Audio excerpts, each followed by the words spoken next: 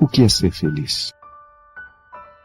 De repente a vida nos reduziu tanto e pôs uma lente de aumento e você pôde perceber quem você tem e quem você não tem.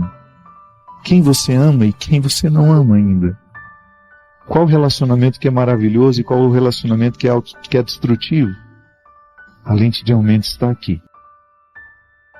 E seria tão bom se a gente colocasse essa lente de aumento para a gente poder entender o que a gente precisa fazer para sermos a pessoa certa, no lugar certo. Às vezes as pessoas colocam um preço tão alto no sorriso que ela custa sorrir. Ela fica esperando um motivo muito especial. Não. Barateie o seu sorriso. Vai lhe fazer bem.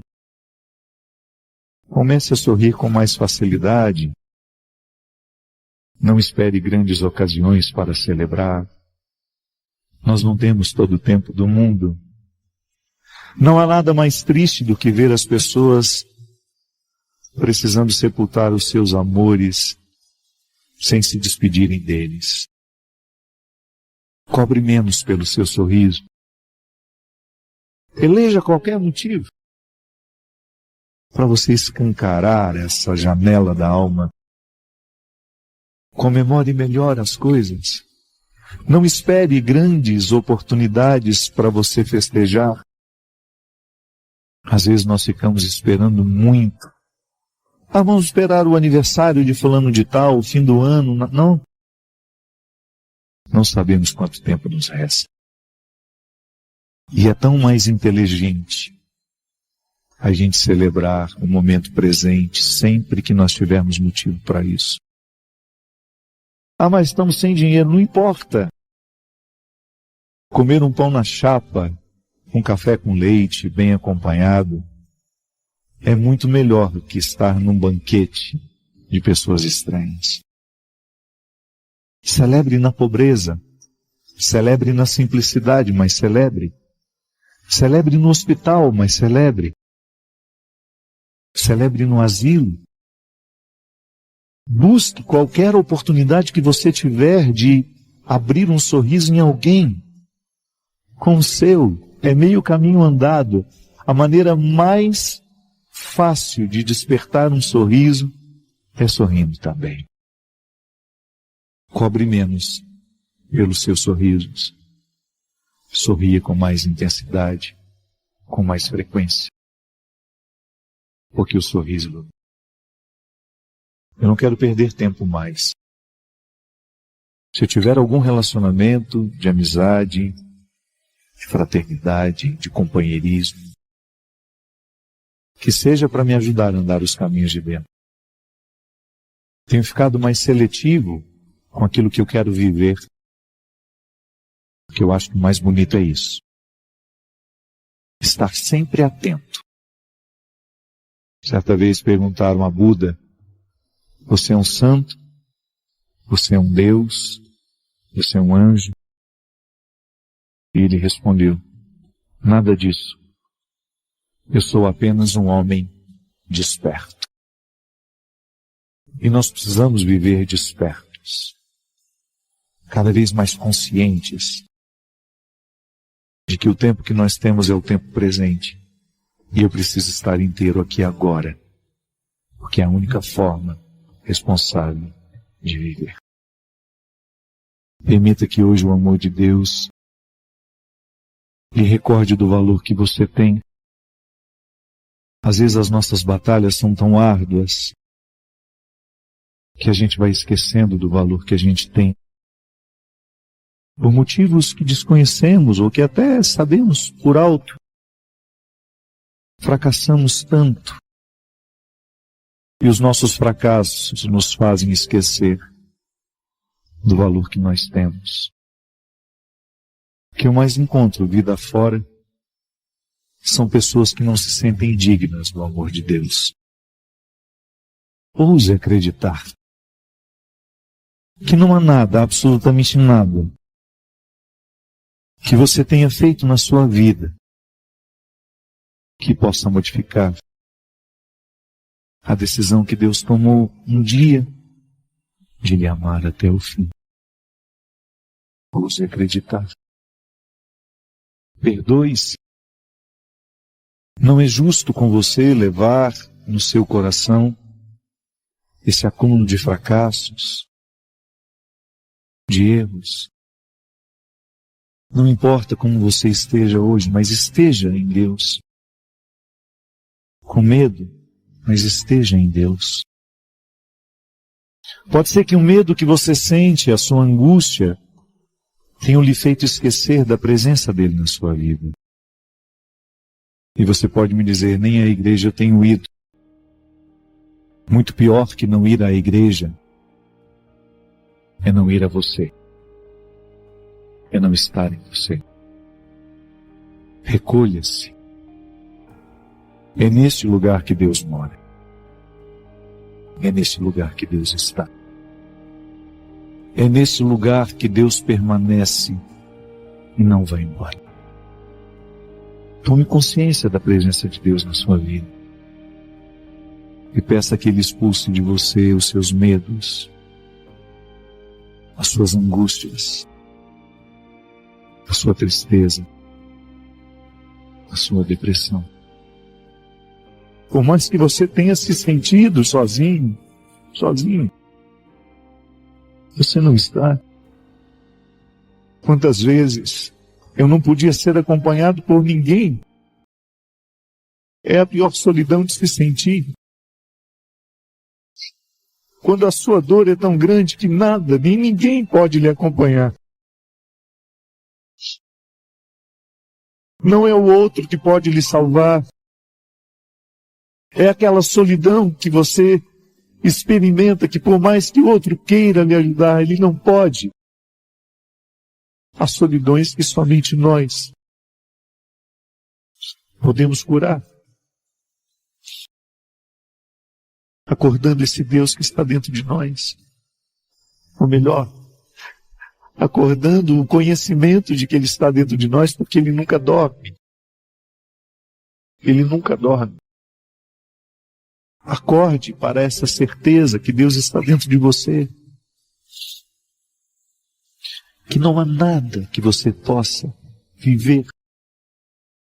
Que não há absolutamente nada no seu caminho que será superior à sua força. Porque o Senhor está contigo. O Senhor é contigo. E hoje nós estamos aqui para recordá-lo. Que Deus está em você. Curando-lhe. Restaurando-lhe. E depois que você descobre que esse Deus lhe habita, você se torna capaz de ajudar tantas pessoas. Porque depois que você se acompanha da melhor companhia, você se torna a companhia mais agradável para quem passar na sua vida. Você saberá ajudar. Você saberá curar. Você saberá esclarecer. Abrir os portais das consciências para que aqueles que estão esquecidos, que Deus mora neles, possam ser recordados hoje, nessa noite. Cante comigo, acordando todas as forças do seu ser, para você vencer as suas batalhas, para você vencer as suas pelejas, para você se encher de coragem e ir em busca daquilo que é seu, do ser que você pode ser e que tantas vezes a sua preguiça existencial não lhe deixa alcançar. Minha gente, hoje nós temos um evangelho que ele pode ser compreendido de forma superficial, que é resumir a salvação que Jesus vem fazer em crer nele. Poderia muito bem dizer isso. Eu creio em Jesus e já estou salvo, não é? Já que a fé nos salva, já que a crença em Deus é uma garantia de salvação, e a gente poderia fazer aqui um discurso que não implicasse tanto, que não descesse tanto as escadarias do conceito de crença. e ficaríamos tranquilos, acreditando que crer em Deus é o suficiente. Mas aí a gente precisa entender que crer é um verbo dinâmico que exige de nós comprometimento. Porque eu posso muito bem resumir a fé em Deus em apenas ter uma formulação teológica cristã, teórica. Eu tenho uma teoria e eu me guio por essa teoria, e essa teoria é tudo aquilo que eu acredito ser importante, ser verdadeiro, e cada um encontra uma forma de crer em Deus. E nós que somos cristãos estamos diante de um texto que nos diz que crer em Deus é importante, é fundamental para que nós sejamos salvos. E o conceito de salvação também é muito amplo, né? Porque nós não podemos pensar somente a salvação como uma realidade que nos será entregue depois da morte. Não. Todo cristão precisa viver em constante estado de salvação. E como é que Deus nos salva? Crendo nele. Tendo nele o referencial que nos guia para encontrar o caminho que nós queremos seguir. Por isso que o conceito de crença, ele é dinâmico, ele é existencial, ele se mistura na vida. Porque crer não significa apenas professar teoricamente uma fé. Crer é você encarnar aquilo que você crê. E no caso do cristianismo, nós só podemos ser cristãos se nós encarnarmos a presença de Jesus, a pessoa de Jesus, que nós encontramos nos sacramentos, que nós encontramos na palavra, que nós encontramos na confissão, na comunhão, que nós encontramos na oração, que nós encontramos na convivência. É um lugar privilegiado da presença real de Jesus, é no outro. Ele disse isso, eu não estou inventando. No final do Evangelho de Mateus, Jesus fala sobre as condições para ser salvo. Visitar quando ele está doente, dar comida quando ele estiver com fome, ser abrigo quando ele estiver descoberto. E os discípulos perguntaram, mas quando foi que nós o vimos com fome? Quando foi que nós o vimos com sede? Quando é que nós o vimos com necessidade de ser abrigado? Aí ele se coloca no lugar do outro e ele diz, toda vez que vocês negaram fazer isto a um menor dos meus irmãos, vocês estão negando a mim. Então veja bem, Jesus se identifica imediatamente, não tem mediação. Onde existir uma pessoa necessitada, seja de saúde espiritual, de saúde física, de alimento espiritual, de alimento material, de abrigo espiritual, de abrigo material, ali Jesus está presente, como está presente aqui na Eucaristia. Mas nós não queremos este comprometimento, isso é demais para nós. Pois é, eu lamento informar que se nós não entendemos ainda isso, nós não cremos.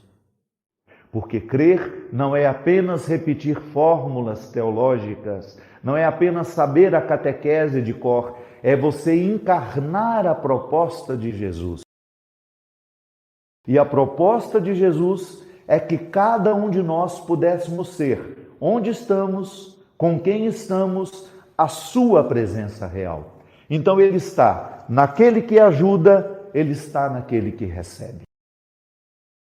E nós, por excelência, porque somos nele, estamos nele configurados, nós somos seres de comunhão.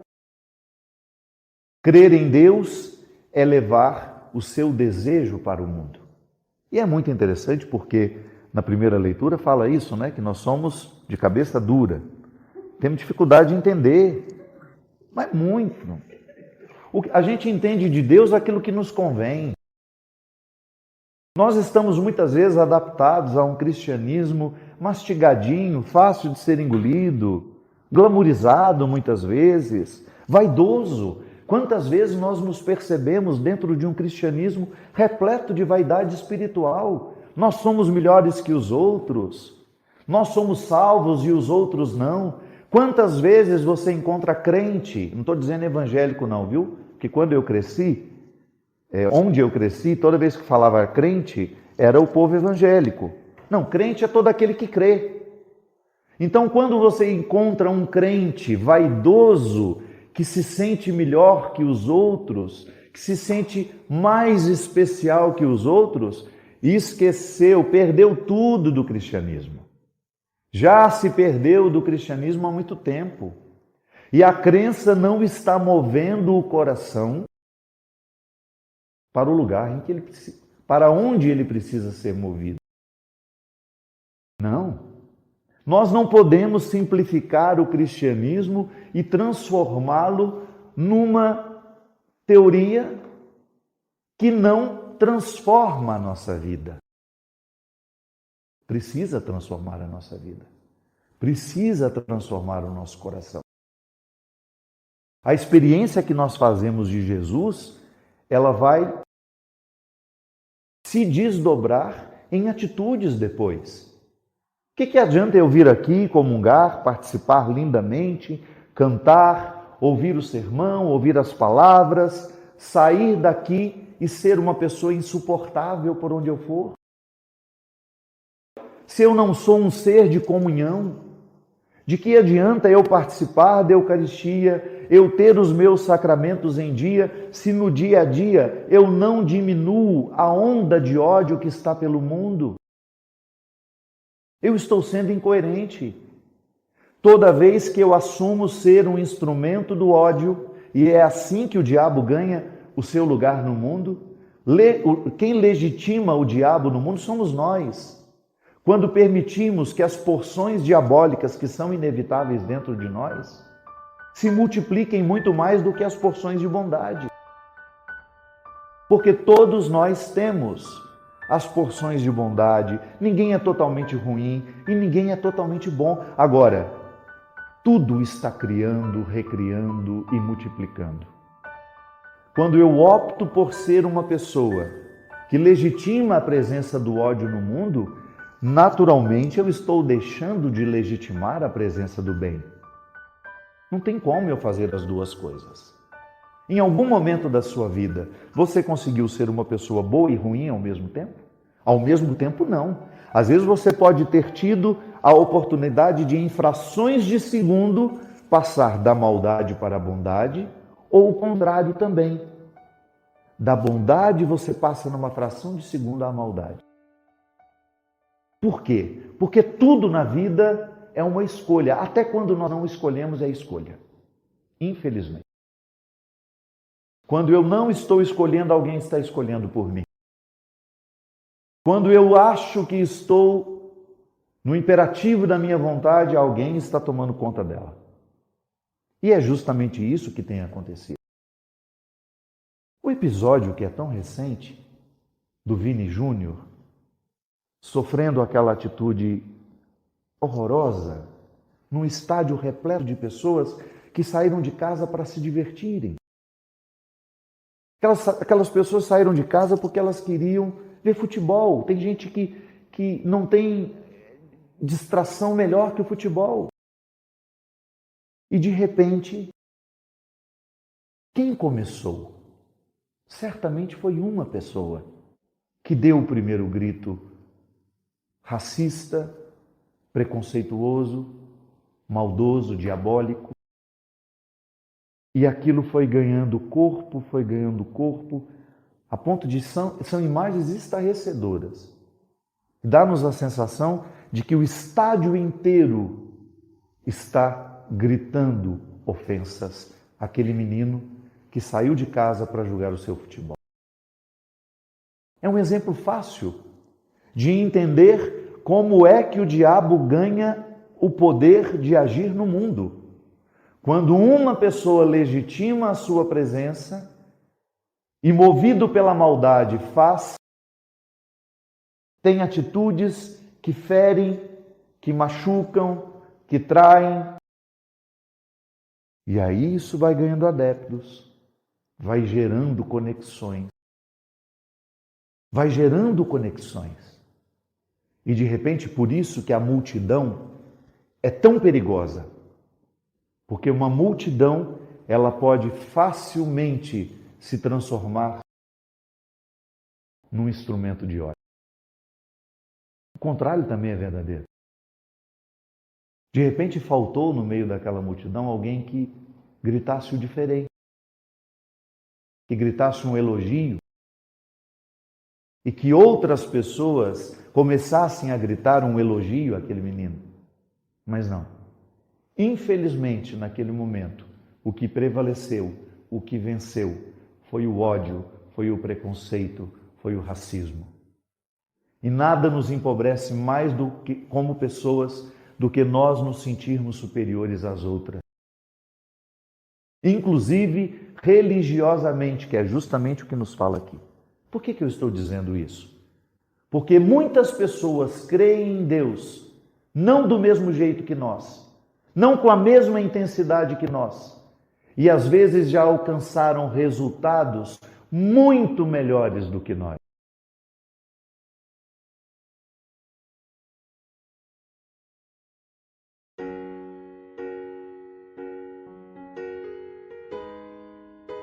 Às vezes eu encontro pessoas rancorosas, magoadas, e se você perguntar, mas por que você se tornou assim? Ela não sabe dizer. Claro, tem um ou outro fato, mas aquilo é pequeno demais para tanta amargura, para tanto sofrimento. O que foi que naquela pessoa foi tão definitivo, tão marcante, para que naquela fase da vida isso continuasse dando ordens até hoje? Isso é tão presente em nós. E eu acredito que à medida que eu vou falando, você vai acompanhando comigo e você vai fazendo uma leitura da sua vida.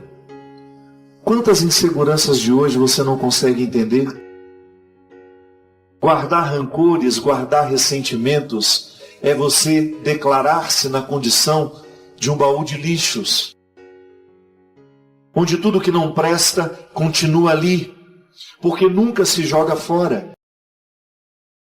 Tome a decisão favorável de corrigir aquilo que dentro de você ainda é rancoroso. A história difícil que você teve com seu pai, com sua mãe. Não seja escravo disso. Olhe para o seu pai e encontre os motivos para perdoar. Não fez porque quis. Foi movido pelas situações daquele momento. Olhe para sua mãe, descubra quais são as diferenças que vocês tiveram e por que elas foram tão determinantes. Perdoe. Para você não reproduzir com seus filhos os mesmos erros. Mas certamente nós precisamos fazer isso todo dia. Eu preciso olhar para o Fábio que fui na fase da manhã. O Fábio que chega no final do dia é outro. Às vezes mais cansado, magoado com alguma coisa que aconteceu ao longo do dia. E eu livremente escolho o que vou guardar para o dia de amanhã. O que desse Fábio eu gostaria de deixar, não levar comigo? O que desse Fábio eu gostaria de perdoar? O que desse Fábio eu gostaria de dispensar? Há um acerto a ser feito diariamente. E lamentavelmente, porque não fazemos esses acertos diários, nós adoecemos por causa da nossa falta de perdão. Nós adoecemos porque não tivemos condições, coragem de renunciar àquilo que nos entregaram, que nos machucou. Como eu dizia, eu preciso particularizar. Se eu quero chegar a uma melhor versão de mim, eu preciso olhar no dia de hoje o que eu vivi, o que eu preciso perdoar do que eu vivi, as pessoas que eu magoei, as pessoas que me magoaram, viver uma reconciliação com essas pessoas, para que amanhã, quando o dia me receber, eu esteja um pouco mais leve do que estava hoje. É você não ser refém daquela criança que se machucou muito no passado e que agora tem dificuldade de lidar com aquilo que ofende. Porque um sinal da nossa imaturidade, um sinal de que nós ainda estamos sob a doma das idades antigas, é justamente a gente ter a ilusão de que nós nunca poderemos ser magoados pelos outros. Não.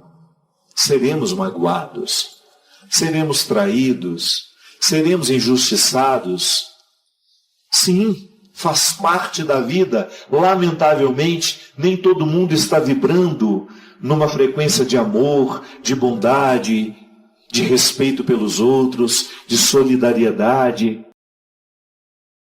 Mas a minha maturidade vai me manter de pé. Eu não vou ficar com aquele espírito de vítima. Olha, coitadinho de mim, fui traído mais uma vez. Porque às vezes, quem está tomando essa atitude agora, embora seja uma manifestação do homem que eu sou, quem está dando a ordem, dizendo, seja vítima, fique com cara de coitadinho, fique com cara de cachorro que caiu da mudança, é aquela criança que em mim ainda não foi perdoada. Também isso a psicologia nos diz.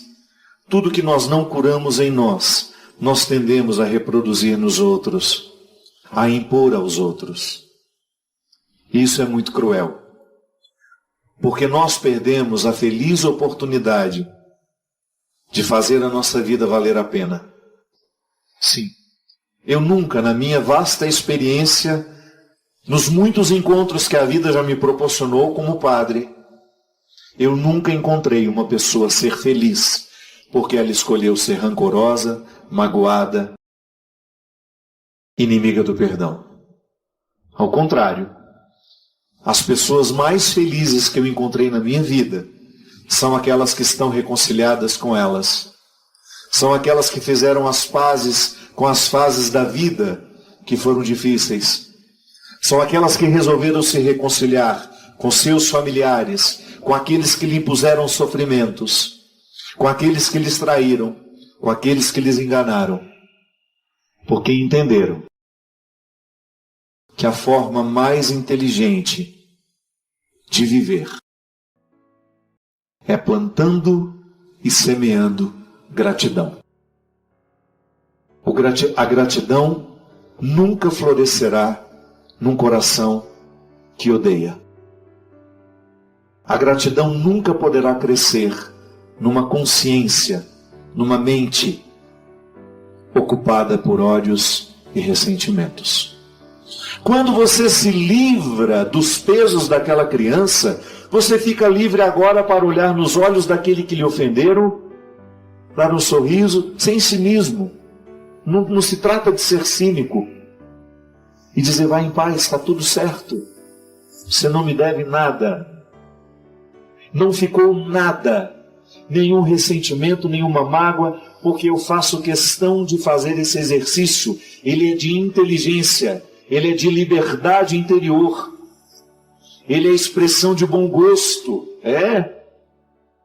À medida em que você se reconcilia com aquela criança e ela deixa de lhe dar as ordens para você ficar magoadinho, chateadinho, você opta por uma postura mais madura e inteligente. Definitivamente não é inteligente guardar mágoas. Definitivamente não é inteligente guardar rancores, colecionar insucessos, fracassos, decepções. Se você tem aquela facilidade de contar em detalhes o fato desastroso ou a traição que lhe aconteceu há 20 anos, pode ser que esse seja um sinal de que a sua criança traída, a sua criança insegura, ainda não tenha sido curada. Porque a tendência do perdão inteligente é justamente o esquecimento. Nós temos um estranho hábito de guardar dentro de nós sentimentos, ressentimentos, que é você sentir várias vezes a mesma coisa, mágoas, dissabores, fracassos, ressentimentos. Nesses avessos que nós somos. Às vezes a nossa lida com o outro é tão difícil, porque a lida comigo ainda é difícil. A lida com você ainda é penosa. Somente a experiência do autoconhecimento, a experiência do investigar-se diariamente é que vai nos dando condições, artifícios, instrumentais, para que nós tenhamos condições de estabelecer essa relação de perdão com a vida, com o mundo. Quem de nós ainda não se sentiu extremamente inseguro diante de situações que nós sabemos que somos capazes? Mas saber que é capaz não é suficiente, porque a insegurança brota e ela tem um poder de doma sobre nós. Tudo porque um dia registrou-se no nosso inconsciente uma informação que nos magoou, que nos machucou e que ficou guardada como se fosse uma verdade. Ficou dentro de nós, levamos o mundo afora, as novas idades da vida vieram, se sobrepuseram a esse momento da infância em que muitos traumas foram colocados dentro de nós. Eu dei o exemplo daquilo que nos disseram, mas também posso dar o exemplo da forma como nos olharam, como nos perceberam, nos deixando absolutamente ao relento da emoção, desabrigados de afeto, de amor. Às vezes a sua incapacidade de perdoar hoje está muito ligada a um trauma do passado que você precisa resolver. Como é que nós resolvemos os traumas do passado? Com os recursos do adulto de hoje. Tanto é que a terapia é isso. É você pegar pela mão e conduzir por meio da conversa. Aí não sei qual é o método que o psicoterapeuta vai usar, mas o mais interessante é a reminiscência, que é essa capacidade que nós temos de viajar nos fatos, como se nós estivéssemos colando as peças de um grande quebra-cabeça para a compreensão de um todo. Ou, se você quiser uma outra metáfora, a oportunidade de ir ajuntando aos poucos as peças que compõem um mosaico. Um mosaico você só compreende quando olha de longe. Se você se aproxima muito, você só vai ver a pequena junção das peças. O mosaico é muito mais. Quando eu vou me investigando, eu vou ajuntando essas peças do mosaico. Nossa, engraçado. Esse medo que eu sinto hoje, nessa carne adulta, é uma ordem que eu estou recebendo da criança que em mim ainda não foi curada. E é interessante porque isso, dentro de nós, na nossa experiência de autoconhecimento, é fundamental para a qualidade da vida. Uma pessoa é mais feliz, mais realizada. Eu não gosto muito do conceito de felicidade. Ele muitas vezes está associado a uma visão fútil, pobre. Pessoa feliz é aquela que não tem problemas, é aquela que tem uma vida maravilhosa. E a gente vê essa vida maravilhosa a partir do Instagram, das redes sociais, por aquilo que ela posta. Não, esqueça isso. Compreenda a felicidade como uma satisfação particular, íntima, que lhe dá o direito de deitar a cabeça no seu travesseiro toda noite e dormir sabendo que você foi quem você poderia ter sido. Até mesmo porque para você identificar o que você está vendo de fora, você precisa, num primeiro momento, enxergar a sua forma de ver o mundo. O mundo tem um filtro que eu coloco nos meus olhos. Então, toda vez que eu quiser interpretar uma grande realidade que está fora de mim, inevitavelmente eu sou jogado para dentro da minha história. É a oportunidade que eu vou ter de entrar nos quartos escuros dessa casa que eu sou. Eu gosto muito dessa metáfora. Eu sou uma casa. E há cômodos da minha história que o adulto nunca mais entrou. Perdoar é uma experiência de voltar para dentro de si e investigar-se. E também na psicologia, com a psicologia nós aprendemos que o inconsciente, este lugar que seria o HD das nossas memórias emocionais, ele não é conhecido por nós, não é facilmente acessível. Acessar o inconsciente requer muitas técnicas, é difícil, mas o tempo todo ele nos manda recados, porque ele está atuante. Eu me lembro da regra que aprendi com a minha professora. Ela dizia, o inconsciente não é conhecido, mas o tempo todo é atuante. Não é porque eu desconheço que ele não atue. Não, ele atua o tempo todo. E ele está, de alguma forma, determinando as emoções de hoje. Pode ser que eu, menino, com muitos medos, com muitas realidades que eu não perdoei, esteja dando ordem ao adulto que sou hoje. Quando nós somos crianças, o nosso mundo é muito pequeno. Ele é muito restrito. As nossas possibilidades emocionais se limitam às pessoas que nos cercam. Você ainda não tem a autonomia de sair de casa e dizer, vou fazer amigos. Ou vou procurar alguém que me olhe de uma maneira mais positiva. Vou sair desse contexto de tantos traumas e vou tentar construir soluções com outras pessoas. Não. Você não tem nem autonomia de sair da sua casa. Você não sabe nem abrir e fechar a porta. Você sofre de uma indigência ainda física, de muita dependência das pessoas que cuidam de você. Então é claro que na infância nós somos muito facilmente traumatizados com os acontecimentos. E vamos guardando isso dentro de nós. Nada pode nos escravizar. Muitas vezes o adulto de hoje não é capaz de tomar decisões favoráveis porque nós ainda temos algumas fases que não foram curadas.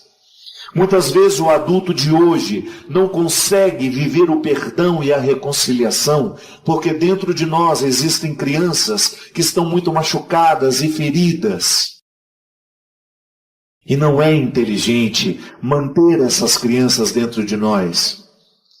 A criança que precisa ficar é aquela que lhe provoca sorrisos quando você se recorda de um fato da sua infância. A criança que precisa continuar viva dentro de nós é aquela que nos mantém esperançosos, com ar sempre de novidade nos olhos. É aquela criança que não conhece, que não tem muita facilidade de se envolver com aquilo que de fato não interessa. A criança tem um estado de pureza, ela só presta atenção no que de fato importa. Conflito é uma coisa de adultos. Dificilmente você vê uma criança conflituada, ela sabe o que ela quer. E é claro que nós não podemos dar tudo o que ela quer, mas ela sabe. Mas quando a gente é criança, nós não temos esses filtros.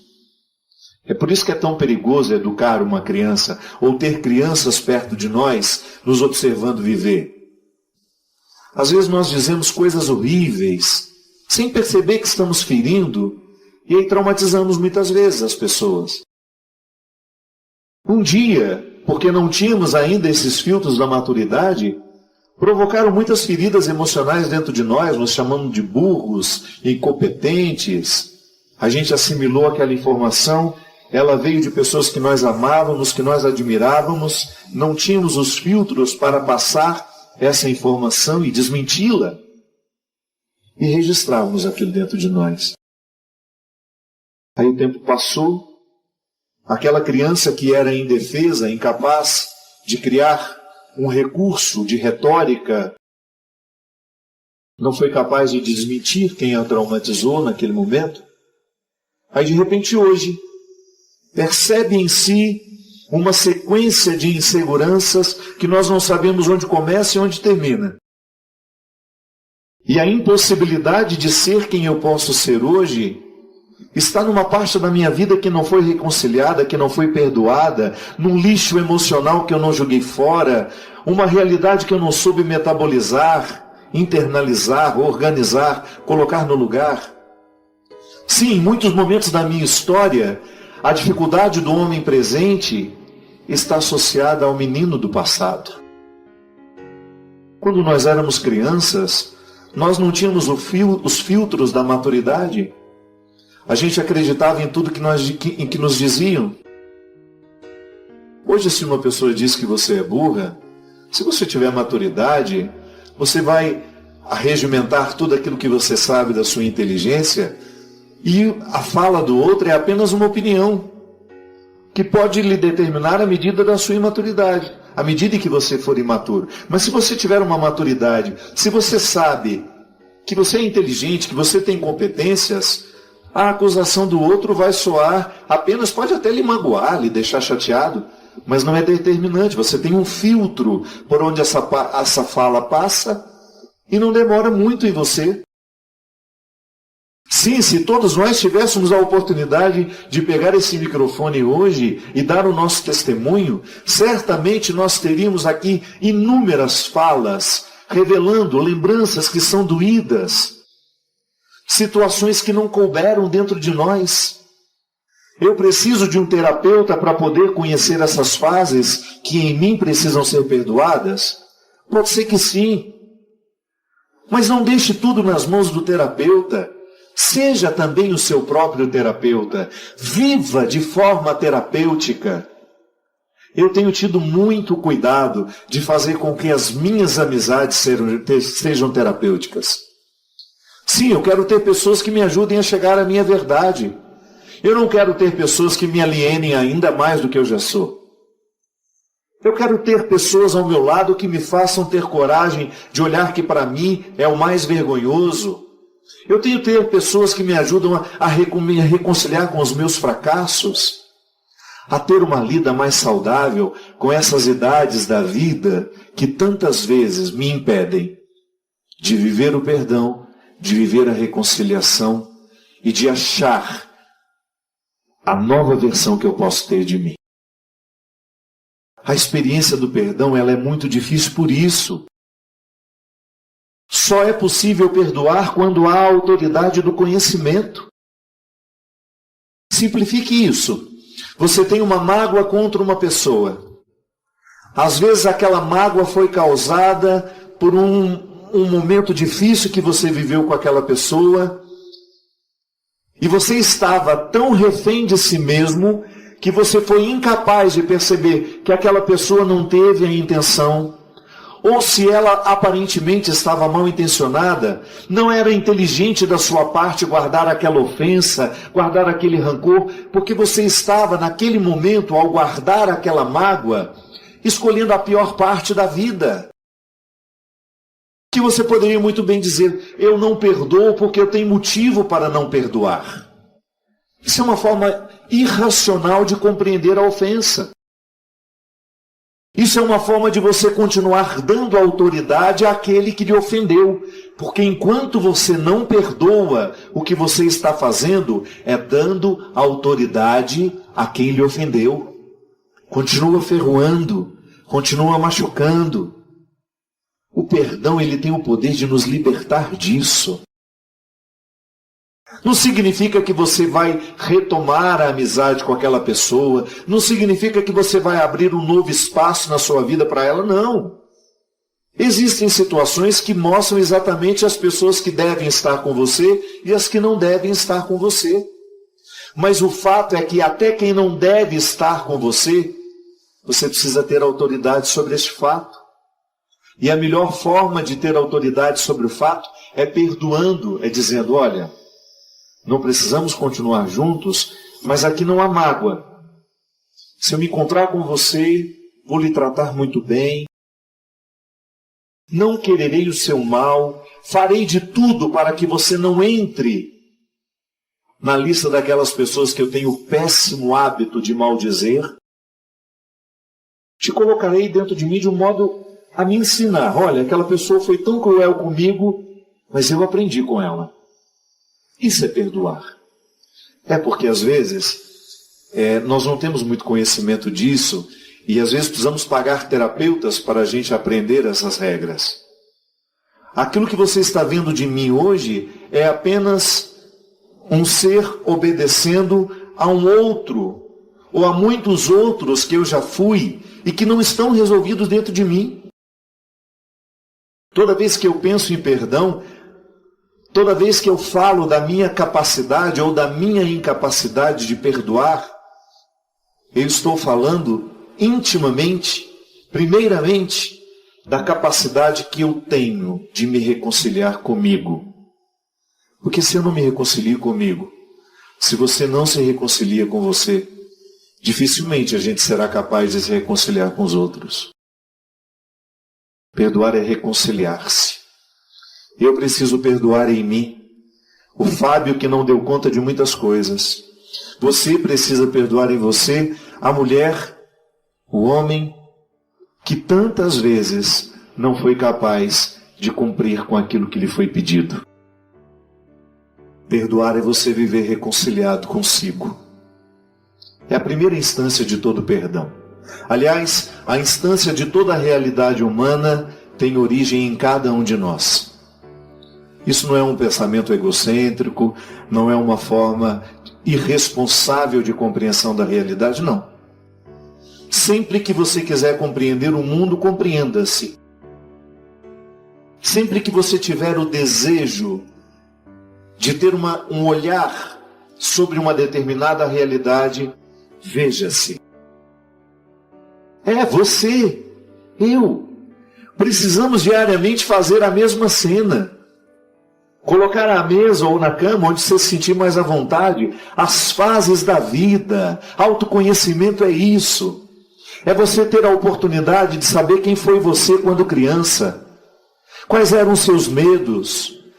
Quais foram os primeiros momentos mais difíceis da sua história? Quem estava do seu lado? O que você ouviu dessas pessoas? O que lhe traumatizou naquela época? O que lhe libertou também naquela época? Tudo aquilo que nós fomos, nós precisamos tomar conhecimento. Porque às vezes nós queremos perdoar hoje, mas nós não temos a autoridade para perdoar. E você vai entender isso. A autoridade só nos chega através do conhecimento.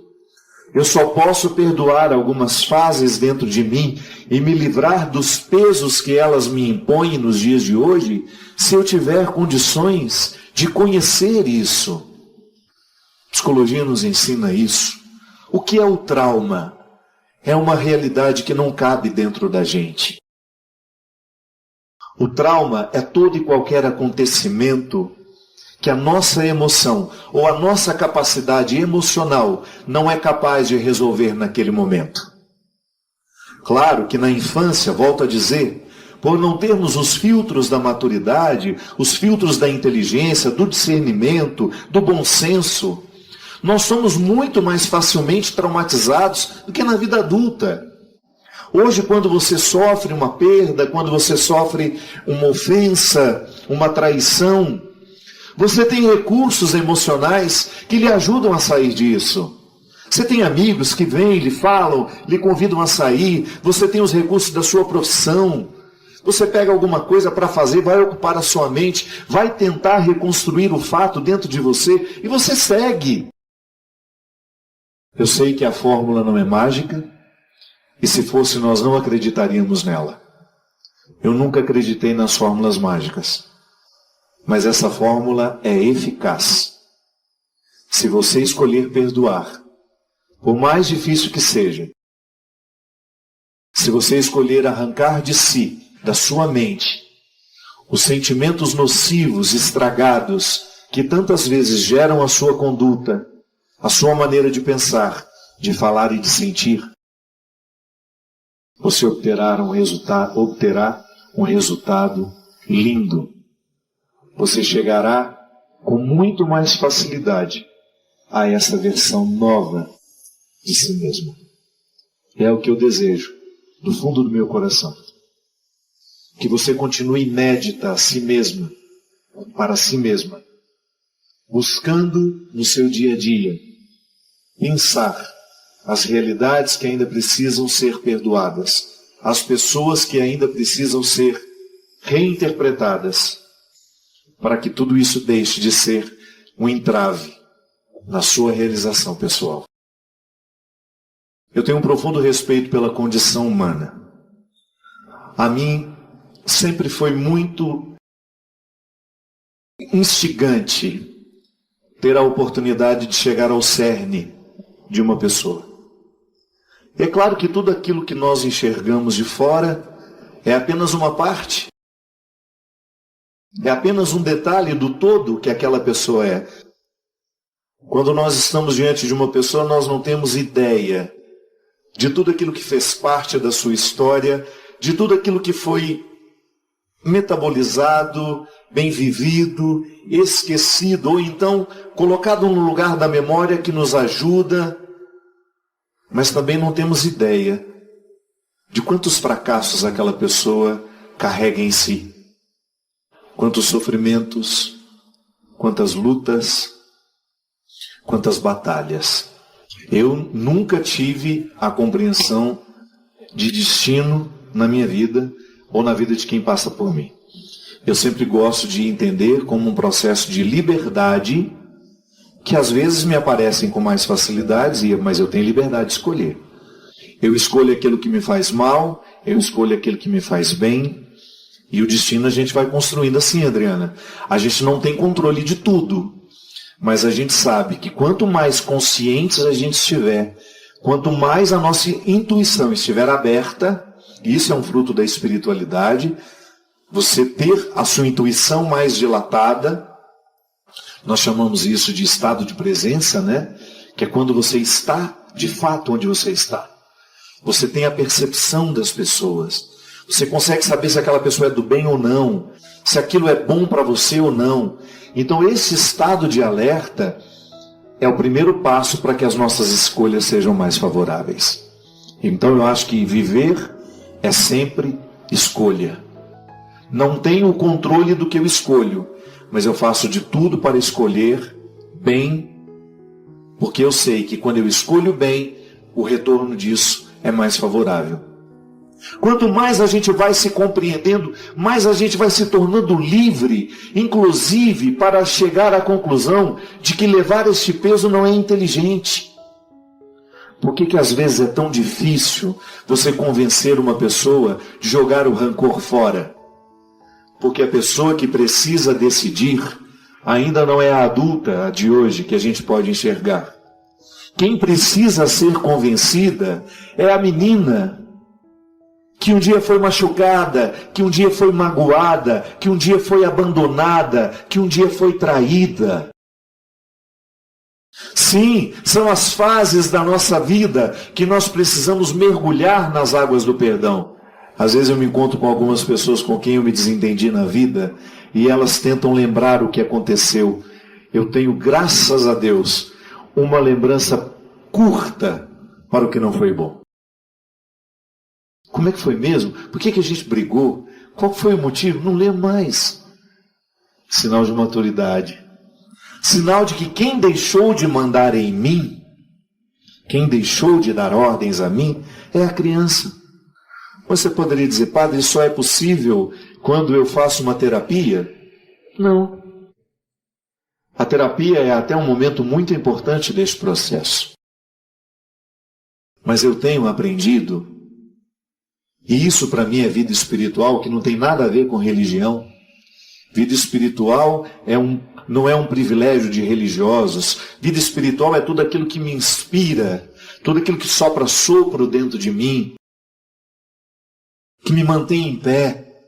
E a pesquisa humana, a busca por si mesmo, é o exercício mais bonito de vida espiritual que nós podemos fazer. Toda vez que eu tento me conhecer, toda vez que eu tento me investigar, que eu passo essas fases da vida tentando entender, como é que eu faço isso? Conversando com a minha mãe, conversando com meu pai, com os meus irmãos mais velhos, com quem me viu numa fase em que eu não era ainda capaz de me ver. Quando o processo é muito inconsciente, às vezes a pessoa não sabe que ela está fazendo isso. Às vezes aquela dificuldade que nós conseguimos identificar hoje, como eu disse no início, eu olho para você e eu vejo a mulher que você se tornou, mas eu não faço ideia de quem lhe comanda. Quando eu tenho uma parte de mim que não foi devidamente curada pelo perdão, quando eu não me reconciliei com isso, eu tendo a ser muito domado por isso. E às vezes isso é uma forma que já se tornou consciente. Então a pessoa sabe que ela se sente assim e ela achou confortável se sentir assim. Porque daquela forma ela consegue chamar a atenção das pessoas. Requer perda, né?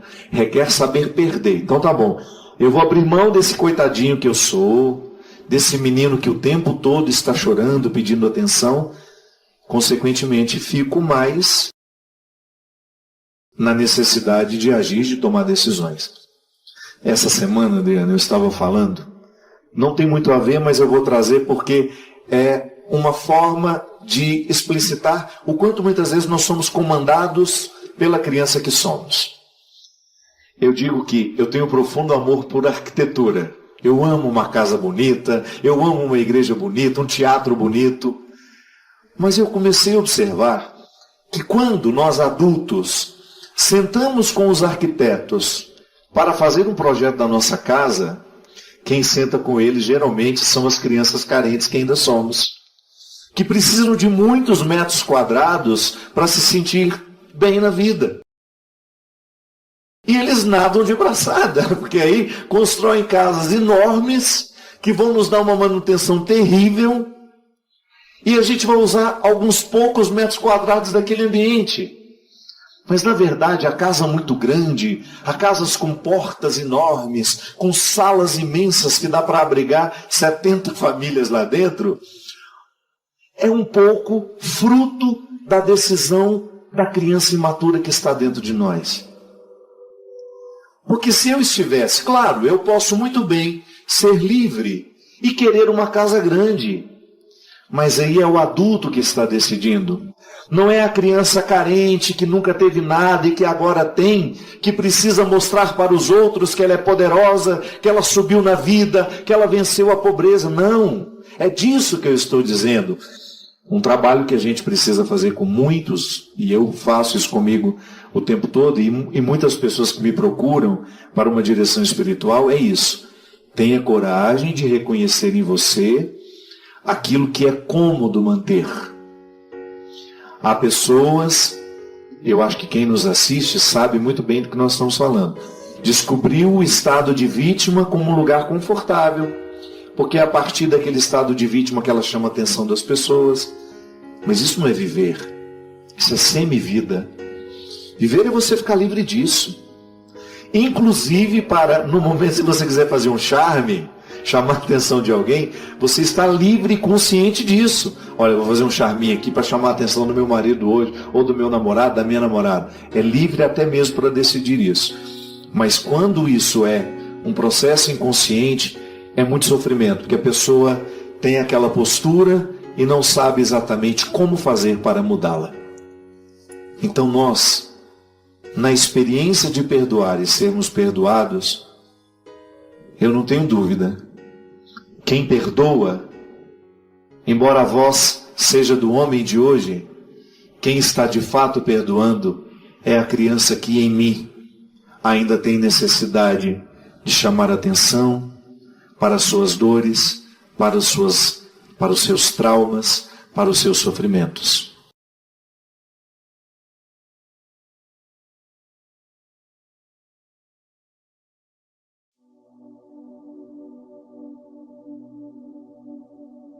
O primeiro passo para a gente se transformar na pessoa errada é a gente estar no lugar errado. Pode observar, muitas pessoas começaram a dar errado na vida porque não souberam escolher o lugar que ficaram. Não souberam ter, não souberam direito fazer aquela escolha para poder contextualizar-se melhor, para poder viver melhor as suas vidas. Então, refletir a vida é a gente, de alguma maneira, ajudar a diminuir essas contradições. A experiência humana, ela se dá o tempo todo a partir da contradição. A vida é cheia de contradições. A existência humana é o território onde as contradições estão todas presentes. E eu creio que o desafio de toda pessoa é diminuir essas contradições. Primeiro, reconhecê-las. Sabe que é um grande problema quando a gente já não consegue mais reconhecer as contradições que estão presentes na nossa vida? Todo mundo tem. Todo mundo vive num contexto de contradições. É aquele momento em que você descobre que você está inadequado. Você sabe disso. Em muitos momentos da sua vida, você age e depois que age, olha para a sua ação e descobre, gente, eu não tenho nada a ver com aquilo que eu fiz. Você descobre uma inadequação entre aquilo que você é com aquilo que você fez. São Paulo dizia de maneira muito interessante que muitas vezes nós não somos capazes de realizar o bem que a gente quer. Recorda-se dessa palavra? Está lá numa das suas cartas. É a vida. Agora, já que nós não podemos nos livrar das contradições, já que a vida humana será sempre um território de contradições, porque nós somos limitados, isso faz parte da nossa constituição humana, eu não tenho como retirar as contradições do meu contexto, você não tem como retirar do seu, mas nós podemos aprender a viver com essas contradições, minimizando o poder que elas têm sobre a nossa vida. Basta a gente ficar um pouco mais atento a nós mesmos, àquilo que nós estamos fazendo, não é verdade? Por isso que a vida cristã precisa ser sempre uma vida de reflexão. É por isso que o cristão não pode esmorecer no processo de refletir-se. Ninguém pode deixar de refletir-se. Aliás, o autoconhecimento, ele só acontece toda vez que nós nos dispomos a refletir sobre quem a gente é, o que a gente está fazendo, onde é que a gente está, e a gente fica mais feliz à medida que nós estamos mais reconciliados com a própria vida.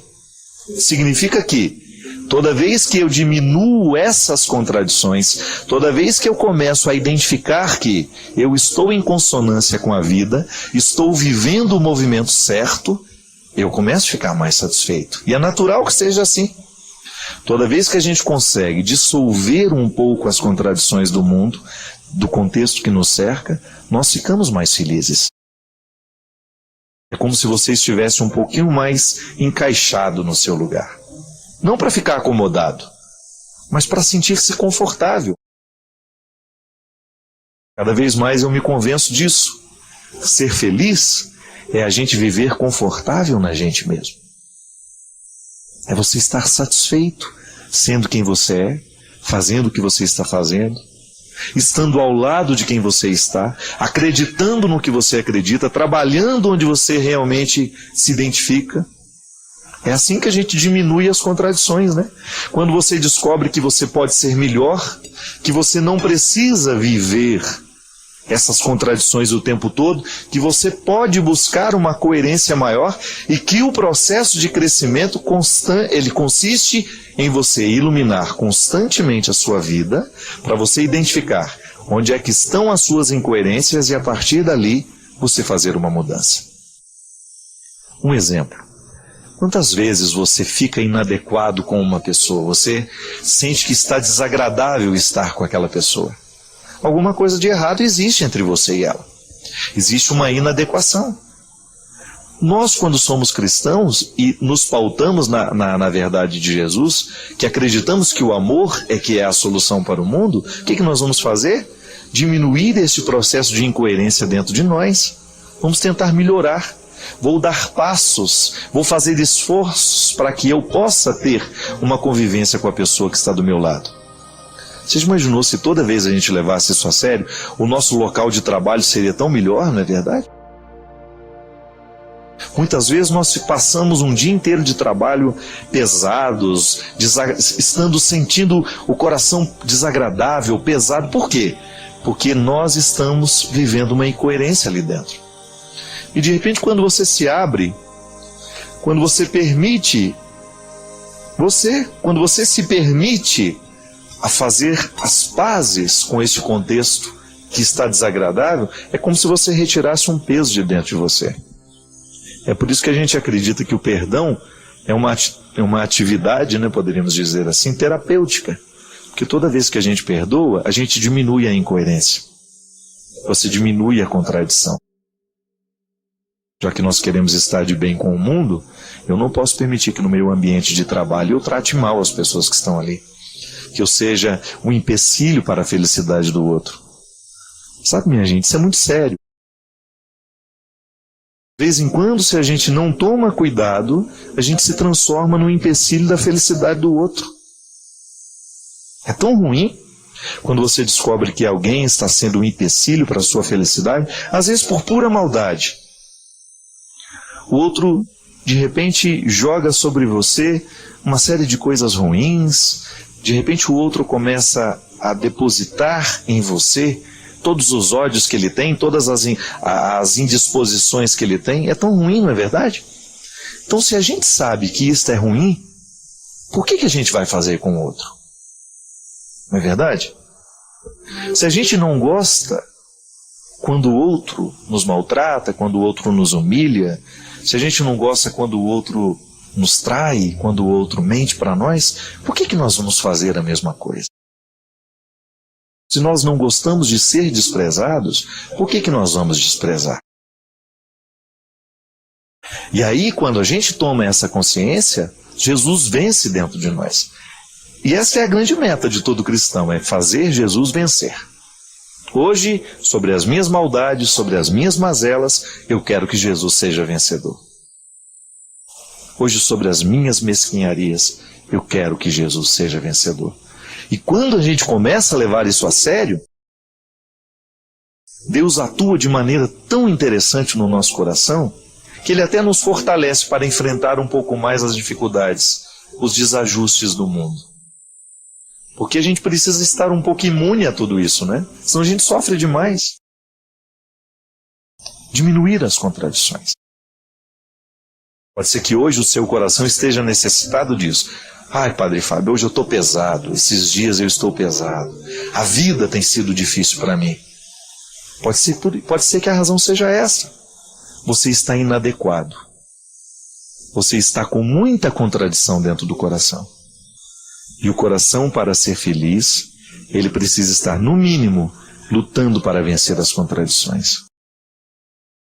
Sabe, minha gente, em muitos momentos da minha vida, eu não sei se já partilhei isso com vocês, mas eu já fui uma pessoa muito pessimista. Na minha adolescência, eu tive um momento da minha vida em que eu era um suicida em potencial. Sabe por quê? Porque eu não tinha canalizado bem a minha melancolia. Eu sou naturalmente melancólico.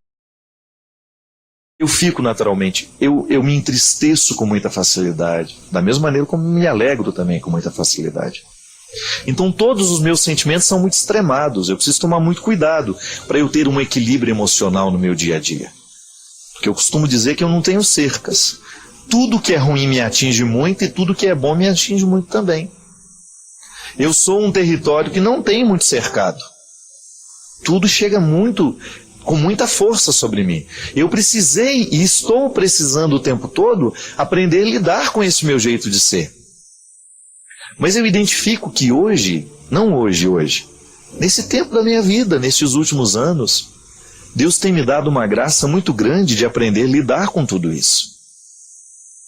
Porque eu sinto que eu preciso o tempo todo reconciliar essas contradições no meu coração. Você não imagina o quanto é difícil muitas vezes a gente ser quem a gente é, fazer o que a gente faz, ser público do tanto que a gente é. É uma carga muito pesada, muita expectativa, é muita gente que espera demais de mim. Eu fico pensando, se eu não tiver este equilíbrio hoje, se Deus não for o centro da minha vida, fica muito difícil viver. Aí eu deixo de dar a minha melhor parte. Eu deixo de oferecer aquilo que em mim vale a pena. E eu não quero. A mesma coisa acontece com você.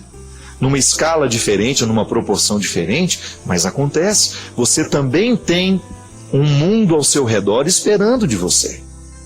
Você também tem que dar conta da sua vida, dar conta de ser quem você é, de fazer o que os outros esperam que você faça, de corresponder muitas vezes às expectativas dos outros, e você muitas vezes se sente pesado para dar conta de tudo isso. Pode ser que você esteja infeliz assim. Pode ser que a sua infelicidade esteja como um dia foi na minha vida. Porque você está num processo de contradição e você precisa resolver isso. Não tenha medo de olhar para você mesmo. Enfrente-se. Lide com suas carências, lide bem com suas mazelas. O primeiro passo para vencer é reconhecer que perdeu.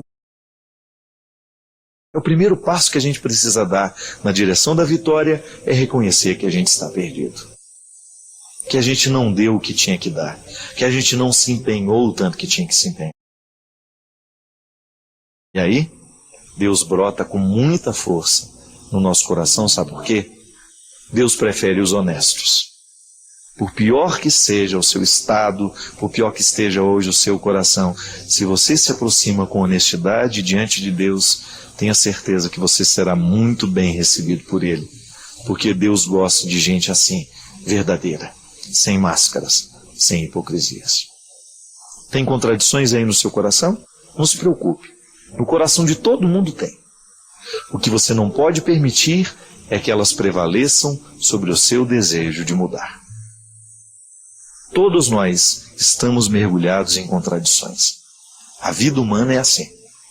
Alguns mais, outros menos, mas este traço da vida está em todos nós.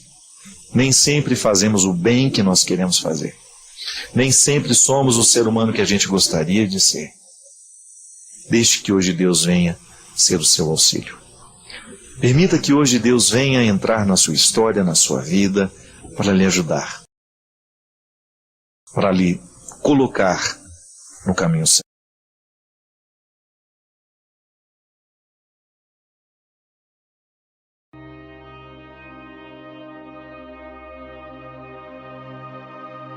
Padre Fábio, que posição tomar quando a gente perdoa várias vezes, e a pessoa não melhora? Continua fazendo a mesma coisa, agindo de maneira tão hostil.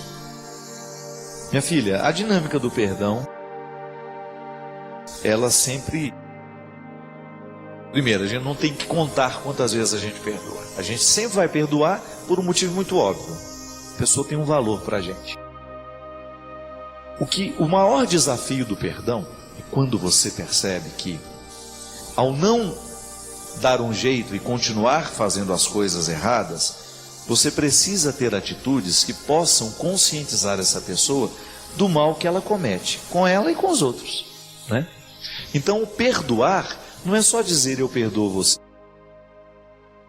É uma atitude também que precisa abranger um pouco mais, que precisa refletir a vida.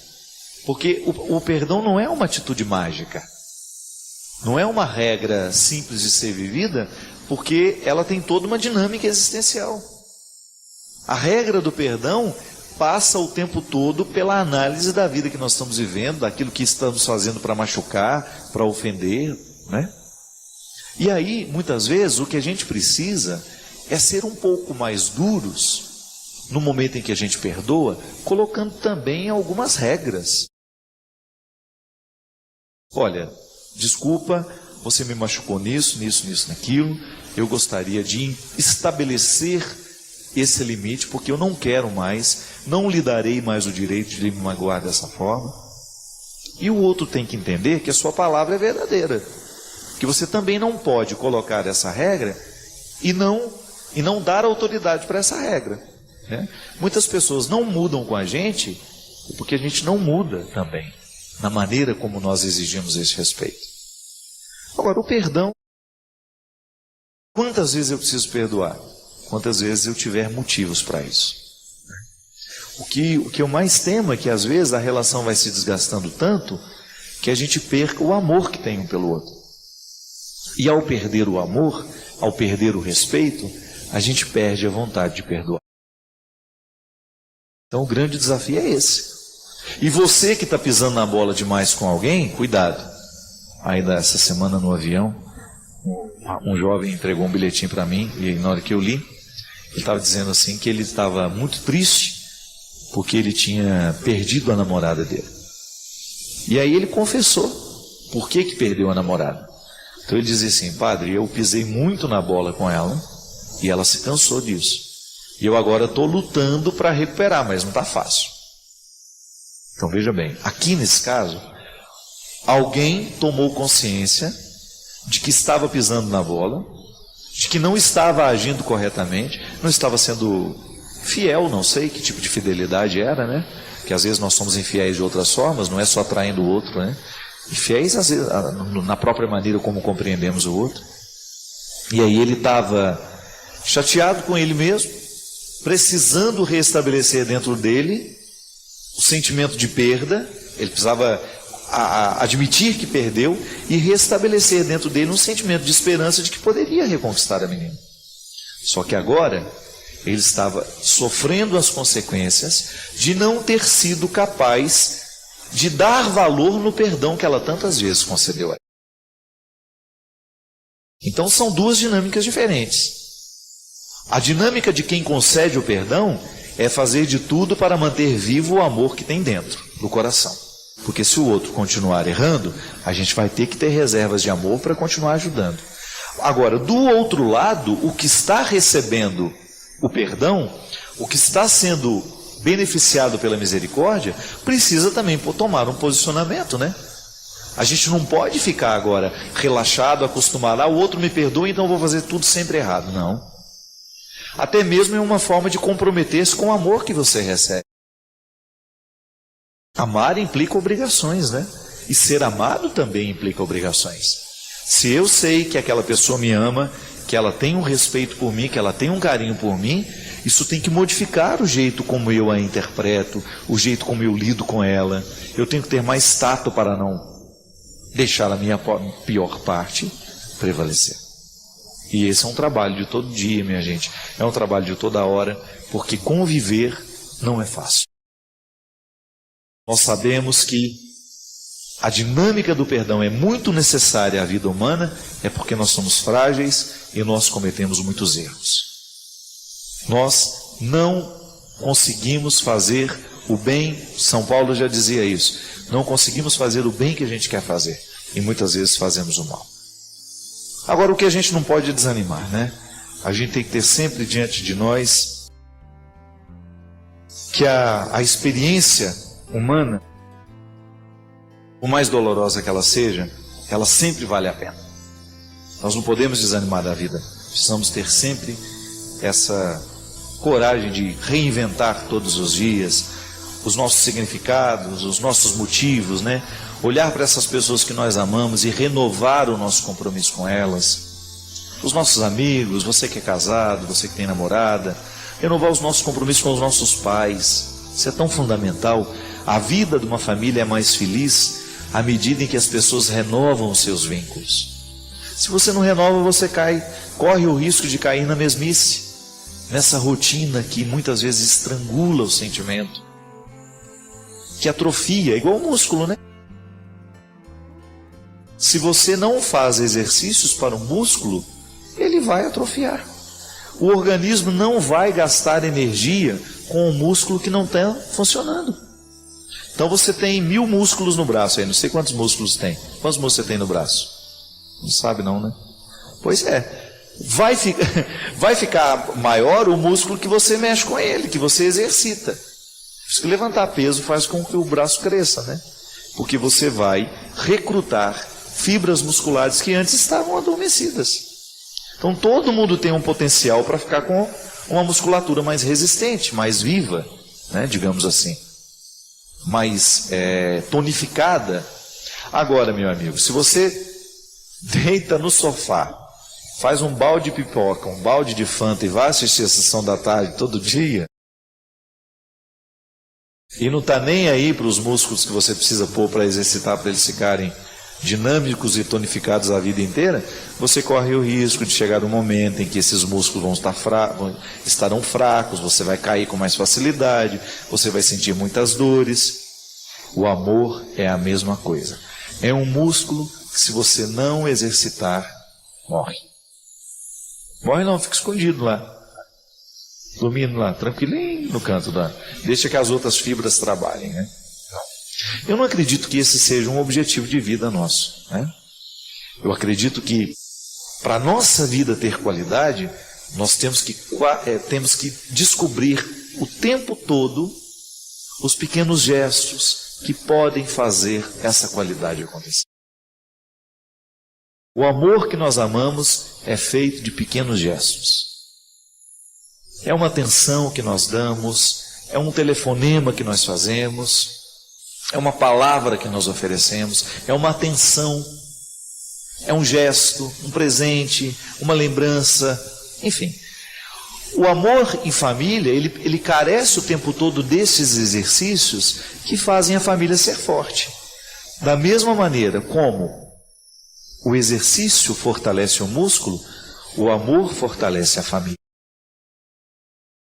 O amor fortalece a relação humana. Amigos serão mais amigos à medida em que se amam mais. Agora, na dinâmica do amor está o perdão. Porque eu, por mais que eu queira acertar, em alguns momentos da minha vida eu vou errar com aquela pessoa. Agora, eu preciso ter consciência de como erro, quando erro e por que erro. E aí vou começar a fazer um trabalho comigo para tentar neutralizar essas situações que me fazem errar. E aí entra a velha questão, que eu não me canso de falar. Autoconhecimento, minha gente. Descubra como é o seu funcionamento. O que te irrita, o que te faz chegar ao limite. E começa a ser disciplinado para poder trabalhar nessas questões. Não se acomode, não.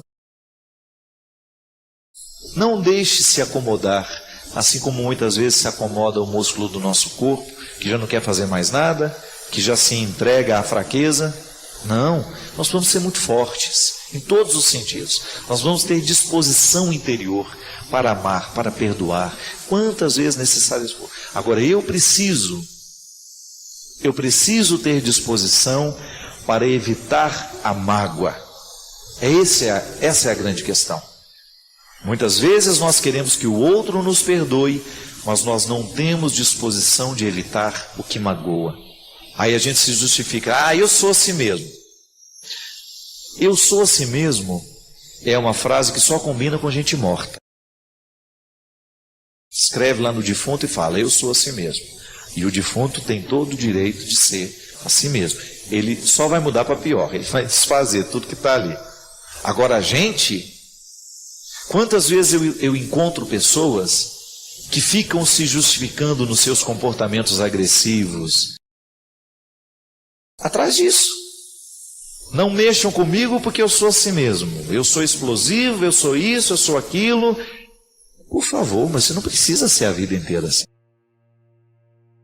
Ou você é tão incapaz de lidar com você mesmo, ou você está tão indisposto de lidar com você mesmo. Quem disse que você tem que morrer desse jeito?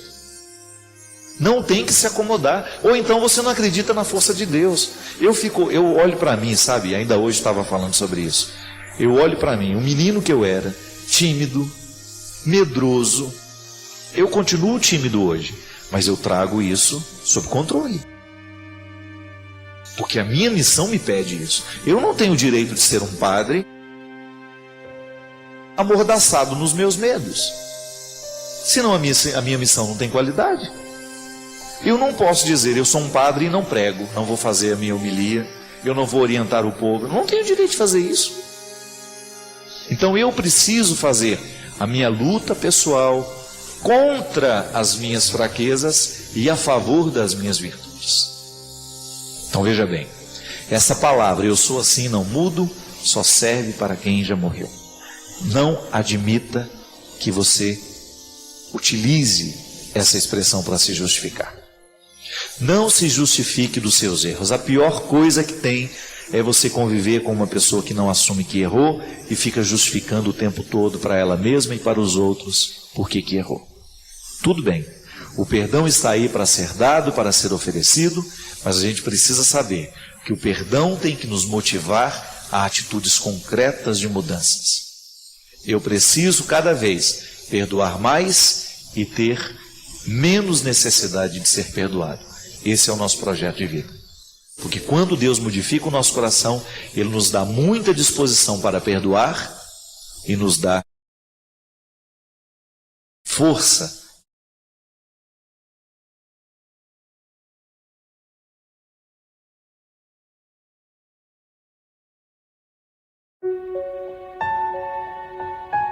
Deixe seu like, inscreva-se e compartilhe para fortalecer o canal. Inscreva seus pedidos de orações nos comentários.